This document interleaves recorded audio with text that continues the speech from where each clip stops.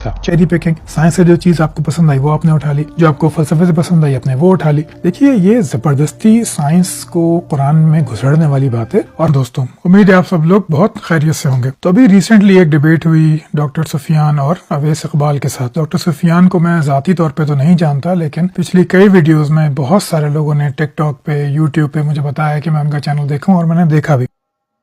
पिछले महीने मेरी एक एथियस्ट अवैस इकबाल के साथ खुदा के वजूद के मौजू पर एक लाइव डिबेट हुई थी। इस डिबेट के जवाब में एक और एथियस्ट डॉक्टर फराज ने तकरीबन एक महीना पहले मेरे लिए एक जवाबी वीडियो बनाई। मैं शुरू में इस वीडियो का जवाब देने का बिल्कुल इरादा नहीं रखता था। इसकी बुनियादी वजह यह थी कि डॉक्टर फराज ने इस वीडियो में ज़ाती तौर पर मुझ पर और मेरी बातों पर तनकीद की थी, और मेरा मानना यह है कि मैं तो इल्म का एक इंतहाई अदना सा तालिब इल्म हूँ। कोई भी किसी को भी हक है कि वो मुझ पर तनकीद कर सकता है। मेरा अपना उसूल ये है कि मैं तब तक जवाब नहीं देता जब तक कोई अल्लाह ताला की किताब या अल्लाह ताला के रसूल पाक सल्लल्लाहु अलैहि वसल्लम की ज़ात पर तनकीद ना करे। डॉक्टर फराज धीमे लहजे में बात करते हैं, और उन्होंने इस बात को भी कबूल किया कि डिबेट में मेरे बयान किए गए नुकात वाकई हकीकत पर मबनी थे, यानी रियलिटी बेस्ड थे। तो फिर मैं आज ये जवाबी वीडियो क्यों बना रहा हूँ? इसकी वजह कुछ और है। हाल ही में मैंने डॉक्टर फराज का एक और क्लिप देखा जिसमें उन्होंने जिक्र किया कि जब उन्होंने इस्लाम छोड़ा और वो देहरिया बने, यानी एथियस्ट बने, तो उनकी वालदा इस बात पर इंतहाई दुखी थी। ये सुनकर मेरे दिल में ये ख्याल आया कि एक माँ होने के नाते वो आज भी यकीनन अपने बेटे की वापसी के लिए दुआएं मांगती होंगी।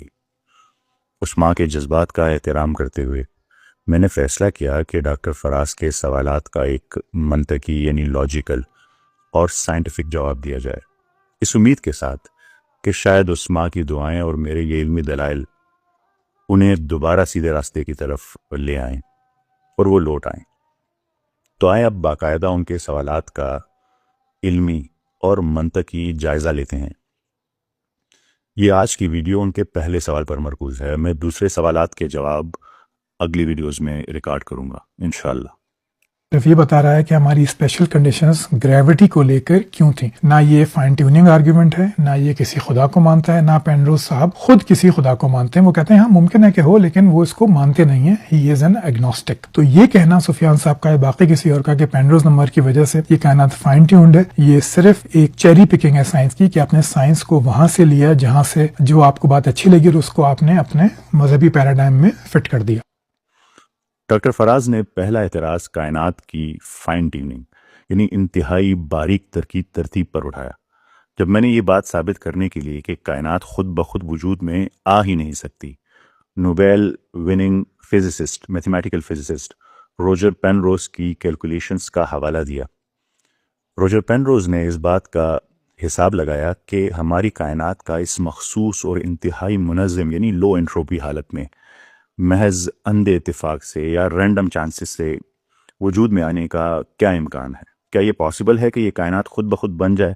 वो ये देखना चाहते थे कि क्या साइंस की दुनिया में इत्तेफाक या किस्मत या लक को कायनात के वजूद की कोई साइंसी दलील माना जा सकता है कि बग़ैर किसी क्रिएटर के, बग़ैर किसी खालिक के ये कायनात बन गई।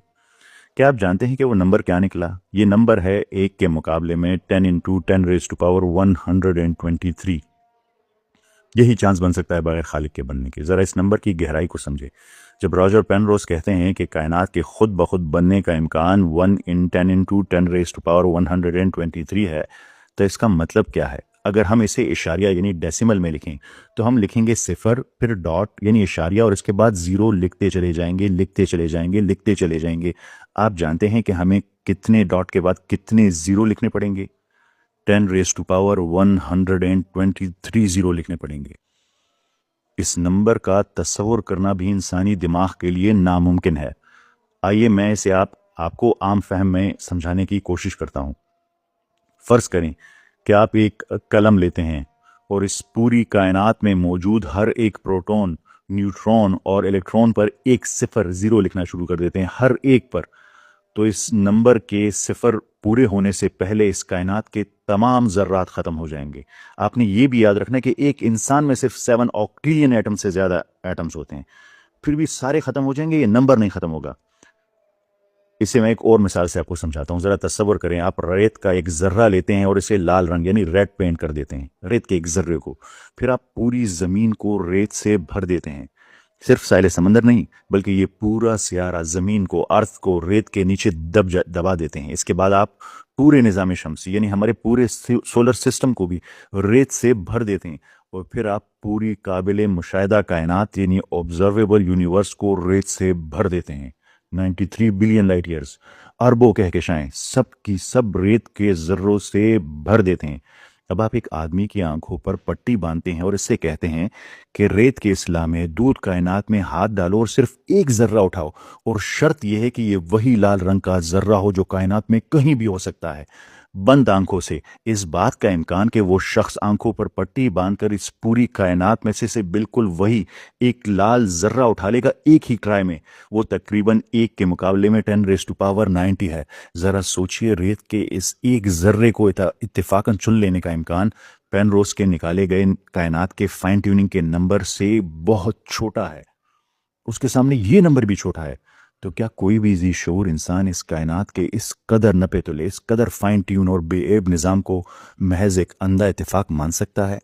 یہ اس قدر ناممکن ہے، امپاسبل نمبر ہے کہ اس کا سیدھا اور صاف مطلب صرف ایک ہی نکلتا ہے: یہ کائنات کسی باشعور خالق کے بغیر وجود میں آ ہی نہیں سکتی. یا ہم کوئی جذباتی یا فلسفیانہ بات نہیں کر رہے ہیں، بلکہ خالص ریاضی یعنی میتھمیٹکس اور فزکس خود چیخ چیخ کر ایک کریٹر، ایک خالق کی طرف اشارہ کر رہی ہے. یہ تھا وہ پینروز کا نمبر. جب میں نے یہ حوالہ دیا تو انہوں نے اسے بڑی سادگی سے چیری پکنگ یعنی اپنے مطلب کے اکیلے سائنسدان کو چن لینا کہ نہیں یہ تو بس صرف پینروز نے کہہ دیا ہے، ایک ہی بندہ ہے اس نے یہ کہہ دیا ہے، تو اس کو مسترد کر دیا. سر راجر پینروز نے خود بھی ایک ایگنوسٹک ہیں اور وہ نوبیل وننگ فزسسٹ ہیں. انہوں نے یہ ریاضیاتی حساب کسی خدا کو ثابت کرنے کے لیے نہیں لگایا تھا. لیکن ڈاکٹر فراز جو خود ایک ایتھیسٹ ہیں، ان کی اس خالص سائنسی دریافت کو صرف اس لیے چیری پکنگ کہہ کر مسترد کر رہے ہیں کیونکہ یہ ناگزیر طور پر ایک خالق، ایک کریٹر کے وجود کی طرف اشارہ کرتی ہے، اور یہ بات کسی بھی ایتھیسٹ کے لیے موت ہے.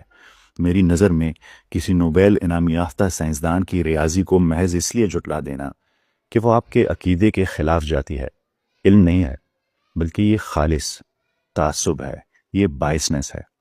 میرا مقصد آپ کو یہ بنیادی منطق سمجھانا تھا کہ جس طرح ایک عام سی مشین، کوئی بھی عام سی مشین لے لے، موبائل لے لے، کمپیوٹر لے لے، بغیر کسی بنانے والے میکر کے خود بخود وجود میں نہیں آ سکتی، تو اتنی عظیم الشان کائنات کے پیچیدہ لاز آف فزکس، جس کا میں نے آپ کو یہ روجر پینروز نمبر بھی دیا، کہ اتنا ناممکن ہے، بغیر کسی باشعور خالق کے بلائنڈ چانسز سے کیسے سیٹ ہو سکتی ہے، یہ کیسے بن سکتی ہے؟ پر فراز صاحب، آپ نے اس حقیقت سے فرار حاصل کرنے کے لیے اسے بس چیری پکنگ کا نام دے دیا. یاد رہے کہ چیری پکنگ کا مطلب یہ ہوتا ہے کہ باقی ساری سائنسی دنیا ایک بات کر رہی ہے اور میں نے اپنے مطلب کے لیے اکیلے پینروز کو ڈھونڈ لایا اور ان کی بات پر یقین کر لیا. لیکن کیا واقعی فزکس کی دنیا میں فائن ٹیوننگ کی بات کرنے والے صرف روجر پینروز ہیں؟ ہرگز نہیں. حقیقت یہ ہے کہ کائنات کا فائن ٹیون ہونا آج کی کاسمولوجی کا ایک اسٹیبلش فیکٹ ہے، اور اس پر سائنٹسٹ کا تقریباً سائنٹیفک کنسنسس ہے کہ یہ کائنات فائن ٹیون ہے. آئیے حقائق کا سامنا کرتے ہیں اور دیکھتے ہیں کہ دنیا کے دیگر عظیم دماغ، دیگر عظیم سائنسدان اس بارے میں کیا گواہی دیتے ہیں. وہ تمام لوگ جنہیں فراز صاحب بھی مانتے ہیں. مشہور کاسمولوجسٹ اسٹیفن ہاکنگ، جو خود خدا پر یقین نہیں رکھتے تھے، انہوں نے بھی یہ تحقیق میں تسلیم کیا ہے اپنی کتاب میں کہ اگر بگ بینگ کے فوراً بعد کائنات کے پھیلاؤ یعنی ایکسپینشن ریٹ میں 10⁻17 میں سے محض ایک حصے کا بھی فرق ہوتا تو یہ کائنات بننے کے فوراً بعد تباہ ہو جاتی. اسی طرح رائل اسٹرونومر سر مارٹن ریس نے اپنی مشہور کتاب جسٹ 6 نمبر میں ثابت کیا کہ ہماری کائنات کا پورا وجود صرف 6 مخصوص نمبروں پر کھڑا ہے، جن میں ذرا سی بھی تبدیلی زندگی کو ناممکن بنا دیتی ہے. سٹرنگ تھیوری کے بانیوں میں سے ایک ہے لینارڈ سسکائن. وہ کھلے عام تسلیم کرتے ہیں کہ کائنات ایک کاسمولوجیکل کانسٹنٹ کا ایک حیران کن فائن ٹیون ہے. کاسمولوجیکل کانسٹنٹس کے حیران کن حد تک فائن ٹیون ہے، اور وہ بھی اس مسئلے سے بچنے کے لیے کیا کرتے ہیں؟ ملٹی ورس کا سہارا لیتے ہیں.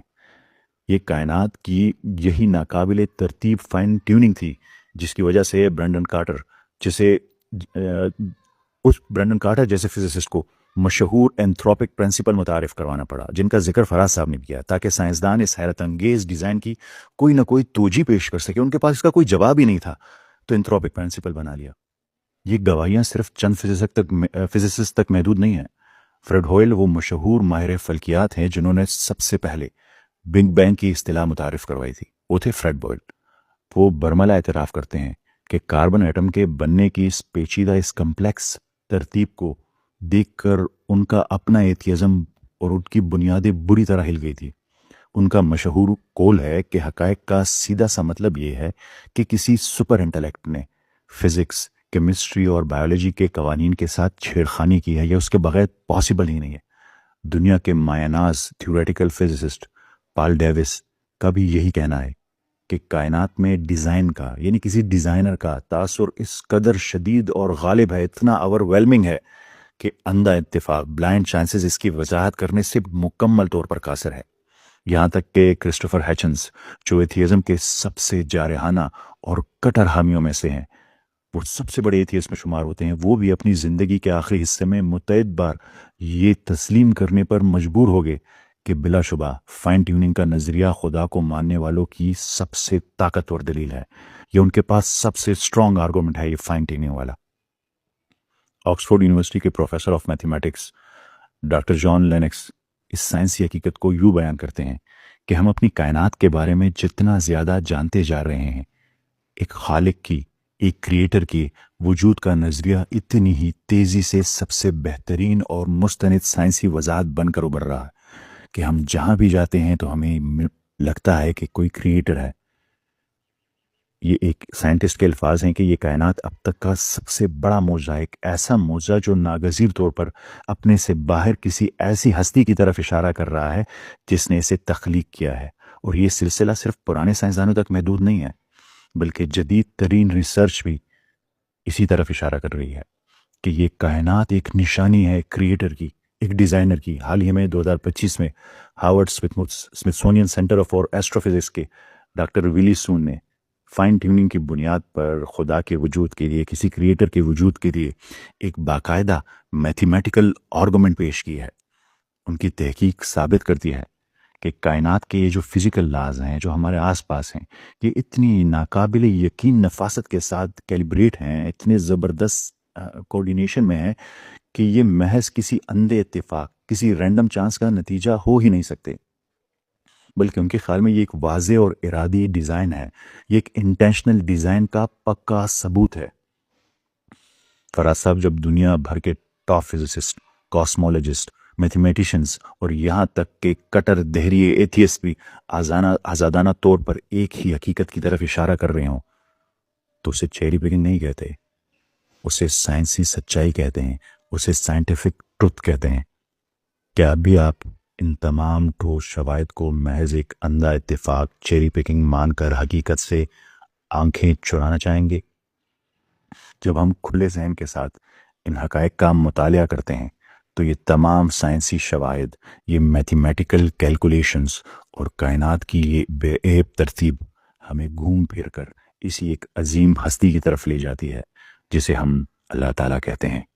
کائنات میں موجود یہ فائن ٹیوننگ کوئی نیا دریافت شدہ سائنسی معمہ نہیں ہے، بلکہ یہ اسی رب کی کاریگری ہے، اسی اللہ تعالیٰ کی کاریگری ہے جس کا چیلنج قرآن مجید نے آج سے 1400 سال پہلے سورہ ملک کی آیت نمبر 3 میں بڑی صراحت کے ساتھ پیش کر دیا تھا۔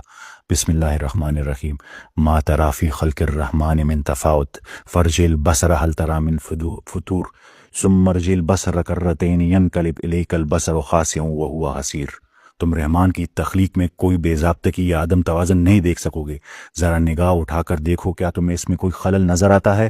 پھر نظر اٹھا کے دیکھو۔